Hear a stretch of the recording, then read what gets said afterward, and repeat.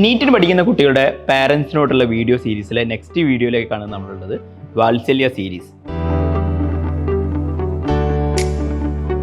നീറ്റിൽ പഠിക്കുന്ന കുട്ടികളെ പോലെ തന്നെ പാരൻസിനും പലതായിട്ടുള്ള ബുദ്ധിമുട്ടുകൾ ഉണ്ടാകാറുണ്ട്. ആൻഡ് അവർ യഥാർത്ഥമായിട്ട് എങ്ങനെ ഗൈഡ് ചെയ്യും എന്നുള്ളതും ചിലപ്പോൾ കൺഫ്യൂസ്ഡ് ആയി നിൽക്കാറുണ്ട്.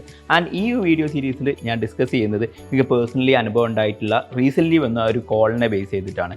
അപ്പോൾ നമ്മുടെ റെസിഡൻഷ്യലിൽ താമസിക്കുന്ന ഒരു പാരൻറ്റിൻ്റെ അടുത്ത് നിന്ന് കോൾ വന്നു. അവർ പറയുന്നത് ഭയങ്കരമായിട്ട് കുട്ടി ടെൻസ്ഡാണ്. കുട്ടി ഇനിയിപ്പോൾ ഈ വർഷം നിർത്തുന്നില്ല, ഞാൻ വീട്ടിലേക്ക് പോരട്ടെ. കാരണം എന്താണെന്ന് വെച്ച് കഴിഞ്ഞാൽ പാരൻറ്റിൻ്റെ കാശ് ഒരുപാട് നഷ്ടപ്പെട്ടു പോകുന്നുണ്ട്, ഹോസ്റ്റലിൽ പഠിക്കുന്നത്. ആൻഡ് മാത്രമല്ല കഴിഞ്ഞ വർഷം നീറ്റിന് പ്രിപ്പയർ ചെയ്തിരുന്നു. അപ്പോൾ ഈ വർഷം കുറച്ചുകൂടി ബെറ്ററായി തുടക്കം മുതൽ തന്നെ അടിപൊളിയായി പെർഫോം ചെയ്ത് അവസാനം വരെ കൊണ്ടുപോകാനുള്ള തീരുമാനമായിട്ടാണ് ഈ വർഷം തുടങ്ങിയത്. പക്ഷേ തുടക്കം മുതൽ വിചാരിച്ച പോലെ പെർഫോം ചെയ്യാൻ പറ്റുന്നില്ല. അപ്പോൾ ഒരുപാട് ഗിൽറ്റി, ഒരുപാട് കുറ്റബോധങ്ങൾ മൈൻഡിൽ വരുന്നുണ്ട്.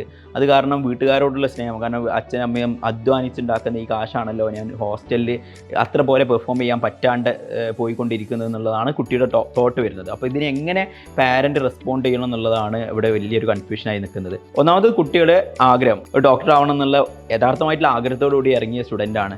പക്ഷേ പഠിച്ചു തുടങ്ങുന്ന സമയത്ത് ഈവൻ ദോ അക്കാഡമിക്കലി നന്നായി ആദ്യം പെർഫോം ചെയ്യുന്ന ആളാവട്ടെ, അല്ലെങ്കിൽ ഇപ്പോൾ റീസെൻ്റ്ലി പഠിച്ചു തുടങ്ങി ബെറ്റർ ആവണം എന്ന് വിചാരിച്ച ഒരാളാവട്ടെ, രണ്ടുപേരാണെങ്കിലും എൻട്രൻസിൻ്റെ പഠനം എന്നുള്ള പറഞ്ഞാൽ നമ്മളെ പണ്ട് പറഞ്ഞതുപോലെ തന്നെ ഇച്ചിരി ഡിഫറൻ്റ് ആണ് അതിൻ്റെ പ്രാക്ടീസ് അല്ലെങ്കിൽ ഔട്ട്കം എന്നുള്ളത്. തുടക്കം മുതൽ തന്നെ അതിന് ഔട്ട്കം എക്സ്പെക്റ്റ് ചെയ്യുക എന്നുള്ളത് നമ്മളെല്ലാവരും ചെയ്യുന്ന ഒരു തെറ്റിദ്ധാരണയാണ്. ഇപ്പോൾ നന്നായി പഠിക്കുന്ന കുട്ടിയുടെ പാരൻസൊക്കെ ആണെങ്കിൽ അതിലെപ്പോഴും ഉണ്ടാവാറുണ്ട്. അത് LKG ടോപ്പേഴ്സ് എന്ന് നമ്മൾ എന്താ പറയുക, ഒരു തമാശ രൂപേണ അതിന് പറയാറുണ്ട്.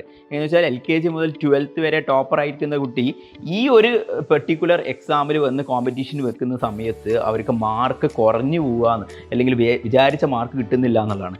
ആക്ച്വലി അവിടെ മെയിനായിട്ടുള്ള മിസ്റ്റേക്ക് നമ്മൾ ആ വിചാരം അല്ലെങ്കിൽ ആ ചിന്ത കുറച്ചുകൂടി ഹയർ ലെവലിലും നമ്മൾ ഔട്ട്കം അത്ര വരുന്നില്ല എന്നുള്ളതാണ് പ്രധാനമായിട്ട് കാരണം. അപ്പോൾ കുട്ടികളോട് പറഞ്ഞ് മനസ്സിലാക്കേണ്ട കാര്യം, സാവധാനം മാത്രം ഔട്ട്കം കിട്ടി വരുന്ന ഒരു രൂപമാണ് ഇതിനുണ്ടായിരിക്കുക, അല്ലാതെ ഉടനെ തന്നെ ഹയർ പെർഫോമൻസിലേക്ക് എത്തൂല എന്നുള്ളതാണ്.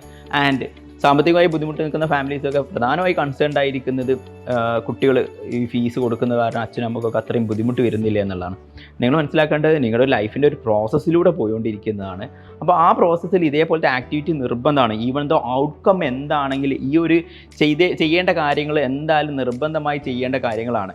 അപ്പോൾ ഇപ്പോൾ കൊടുക്കേണ്ട ഹോസ്റ്റൽ ഫീയോ അക്കാഡമിക് ഫീസോ അത് ഇല്ലാണ്ടാവാൻ പറ്റുമോ, അല്ലെങ്കിൽ അത് ഞാൻ ചെയ്യാണ്ടിരിക്കേണ്ടതെന്നല്ല. എല്ലാ കാര്യങ്ങളും നമ്മൾ ചെയ്ത് കഴിഞ്ഞ് അതിൻ്റെ സക്സസ് എത്തിക്കണം എന്നുള്ളത് നമ്മളെ ആഗ്രഹമായിരിക്കും. പക്ഷേ അത് നമ്മുടെ എപ്പോഴും നമ്മുടെ വർക്കിന് ഇൻ്റർഫിയർ ചെയ്യാൻ പാടില്ല. അപ്പോൾ കുട്ടികളോട് പറഞ്ഞു കൊടുക്കുക, ഈവൻ ദോ നമ്മളൊക്കെ കഷ്ടപ്പെട്ടാണ് പഠിപ്പിക്കുന്നതെങ്കിലും നിങ്ങൾ ഫ്രീ ആയിട്ട് പഠിച്ചോളൂ, അത് നിങ്ങളുടെ ഇപ്പോഴുള്ള അവസരമാണ്, അത് യൂട്ടിലൈസ് ചെയ്യുക. ഔട്ട്കം ഉടനെ വേണ്ട, കുറച്ച് കഴിഞ്ഞിട്ട് മാത്രം ഔട്ട്കം വന്നാൽ മതി. ഫസ്റ്റ് നല്ല പെർഫോമൻസ് ഉണ്ടായി എന്നുള്ളത് കൊണ്ട് അവസാനത്തേക്ക് നല്ല പെർഫോമൻസ് ഉണ്ടായിക്കൊള്ളുന്നില്ല. ഇനിയും 6 മാസം ഉണ്ട്. അപ്പോൾ പൂജ ഹോളിഡേയ്സിനൊക്കെ വീട്ടിൽ വന്ന കുട്ടികളായിരിക്കും, അല്ലെങ്കിൽ വീട്ടിൽ തന്നെ ഇരുന്ന് പഠിക്കുന്ന ആളുകളാവും. അവരോട് പറഞ്ഞു കൊടുക്കുക, കൺസിസ്റ്റൻ്റ് ആയിട്ടുള്ള പ്രവർത്തനമാണ് ഏറ്റവും ഇമ്പോർട്ടൻ്റ് ആയിട്ട് വേണ്ടത്, അല്ലാണ്ട് തുടക്കം മുതൽ അവസാനം വരെ കൺസിസ്റ്റൻ്റ് ആയിട്ടുള്ള റിസൾട്ട് ഉണ്ടാക്കി കൊണ്ടുവരിക എന്നുള്ളതല്ല വേണ്ടത്. അപ്പോൾ അവസാനത്തേക്ക് റിസൾട്ട് എത്തണം എന്നുണ്ടെങ്കിൽ തുടക്കം മുതലേ നല്ല മാർക്ക് ഉണ്ടായിരിക്കുക എന്നുള്ളത് നമ്മളെല്ലാവരെയും ആഗ്രഹമാണ്. പക്ഷേ അതൊരിക്കലും പ്രാക്ടിക്കലി പോസിബിൾ ആയിരിക്കില്ല. അപ്പം നമുക്ക് കുട്ടികൾക്ക് കൊടുക്കാനുള്ള നിർദ്ദേശം, നമ്മൾ അവർക്ക് വേണ്ടി സ്പെൻഡ് ചെയ്തുകൊണ്ടിരിക്കുക, അതിന് ചെയ്യാൻ നമ്മളൊക്കെ വില്ലിങ് ആണ്. ആ പാർട്ടിൽ നിങ്ങൾ ബോധയുടെ ആവണ്ട, അത് ഒരു പ്രോസസ്സാണ്. അല്ലെങ്കിൽ വേറൊരു കാര്യത്തിന് ഇതേപോലത്തെ എക്സ്പെൻസ് കാര്യങ്ങളൊക്കെ ചെയ്യേണ്ടതുണ്ട്. അപ്പോൾ എക്സ്പെൻസിൻ്റെ കാര്യങ്ങളൊന്നും നിങ്ങൾ ബോധേഡ് ആവേണ്ടതേ ഇല്ല, ഈവൻ ദോ നമ്മൾ അതിൽ നന്നായി കഷ്ടപ്പെടുന്നുണ്ടെങ്കിൽ പോലും. അപ്പോൾ അങ്ങനെയുള്ളൊരു കോൺഫിഡൻസ് അവർ കൊടുക്കണം. മാത്രമല്ല അവരോട് പറയാം, ഈ ഒരു ചിലവാക്കുന്ന ഓരോ കാശിനും ഓരോ എക്സാമിൽ ടോപ്പ് റിസൾട്ട് കൊണ്ടുവരിക എന്നുള്ളതല്ല, ഓരോ ദിവസവും ബെറ്ററായി വർക്ക് ചെയ്യുക, ഹാപ്പി ആയിട്ടിരിക്കുക എന്നുള്ളതാണ്. ആൻഡ് ലൈഫിലേക്ക് ഓരോ ഹാപ്പി ആയിട്ടുള്ള ഓരോ ഡേയും ആഡ് ചെയ്തുകൊണ്ട് കൊണ്ടുപോവുക.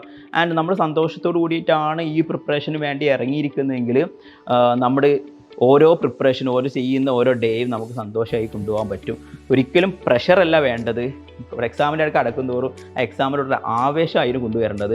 ആ ആവേശം എപ്പോഴും ഓരോ തെറ്റിൽ നിന്ന് ബെറ്ററായി പഠിക്കുന്ന ഓരോ ആവേശമാക്കിയിട്ട് കൊണ്ടുവരണം എന്നുള്ളതാണ് കുട്ടികളോട് പറഞ്ഞു കൊടുക്കാൻ ഏറ്റവും ബെസ്റ്റായിട്ടുള്ള കാര്യം. ആൻഡ് ഇതേപോലെയുള്ള വീഡിയോസ് നിങ്ങൾക്ക് ഫർദറായി വേണമെങ്കിലും, അതേപോലെ കുട്ടികളെ ഡീൽ ചെയ്യുന്ന സമയത്ത് എന്തെങ്കിലും ബുദ്ധിമുട്ടുണ്ടായ വിഷയങ്ങളുണ്ടെങ്കിൽ താഴെ നിങ്ങൾ കമൻറ്റ് ബോക്സിൽ കമൻറ്റ് ചെയ്യാം.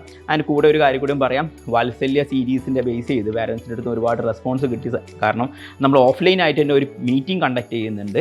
അത് നമ്മുടെ ഓൺലൈനായിട്ട് പഠിക്കുന്ന അല്ലെങ്കിൽ ഓഫ്ലൈനായി പഠിക്കുന്നതൊക്കെ കുട്ടികളുടെ പാരൻസിന് വന്ന് ഇൻട്രാക്ട് ചെയ്ത് അറ്റൻഡ് ചെയ്യാൻ പറ്റുന്ന സെക്ഷനാണ്. മെയിൻലി ഇറ്റ്സ് ഓൺലൈനായിട്ട് നമ്മൾ പഠിക്കുന്ന പാരൻസിൻ്റെയും അവരെ കുട്ടികൾക്കുള്ള ഓഫ്ലൈൻ എക്സാം എഴുതാനും മാത്രമല്ല അവരെ മെൻറ്റേഴ്സിനോട്, കോർഡിനേറ്ററിനോട്, ഡയറക്ടേഴ്സിനോട് കണ്ട് സംസാരിക്കാനുള്ള ഒരു അവസരമാണ്. സീറ്റ് നമുക്ക് ലിമിറ്റഡ് ആയിരിക്കും, എല്ലാവർക്കും വരാനുള്ള അവസരം ഉണ്ടായിരിക്കില്ല. നവംബർ 5-നാണ് ഈ ഒരു ഇവൻറ്റ് കണ്ടക്ട് ചെയ്യുന്നത്. സോ സൺഡേ ആണ്. നിങ്ങൾ അന്ന് ഫ്രീ ആണെങ്കിൽ ഉടനെ തന്നെ നിങ്ങളുടെ സീറ്റ് സ്ലോട്ട് ബുക്ക് ചെയ്ത് വെക്കുക.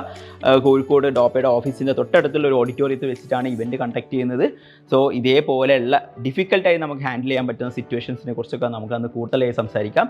സോ അടുത്ത വീഡിയോയിൽ നമുക്ക് കാണാം. Thank you.